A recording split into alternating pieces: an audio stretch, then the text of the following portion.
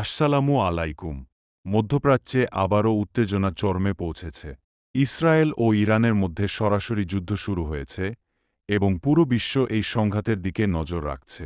আজকের এই ভিডিওতে আমরা জানব যুদ্ধের শুরু কিভাবে হলো, এখনকার পরিস্থিতি এবং বিশ্বের প্রতিক্রিয়া।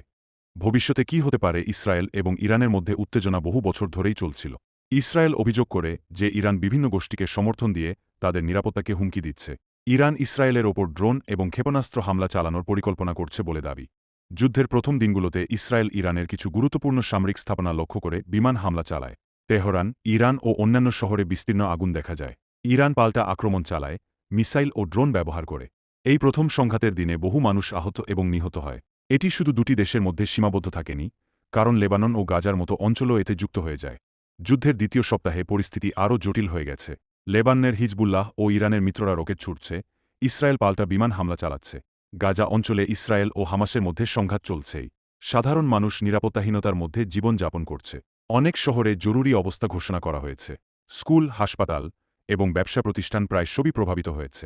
এই সংঘাতের কারণে বিশ্ব নেতারা উদ্বিগ্ন। যুক্তরাষ্ট্র ও ইউরোপীয় দেশগুলো শান্তির আহ্বান জানাচ্ছে।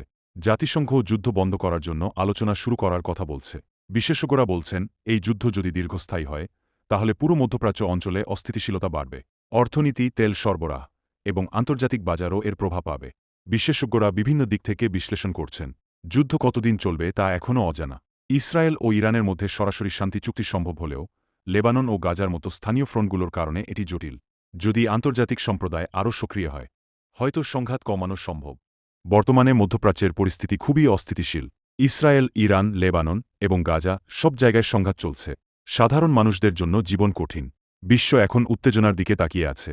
আপনার কি মনে হয়, এই যুদ্ধ আরও বড় আকার নেবে নাকি শান্তি হবে শিগগিরই? কমেন্টে আপনার মতামত জানান। ভিডিওটি ভালো লাগলে লাইক দিন, চ্যানেলটি সাবস্ক্রাইব করুন এবং বেল আইকনটি চাপুন নতুন আপডেটের জন্য।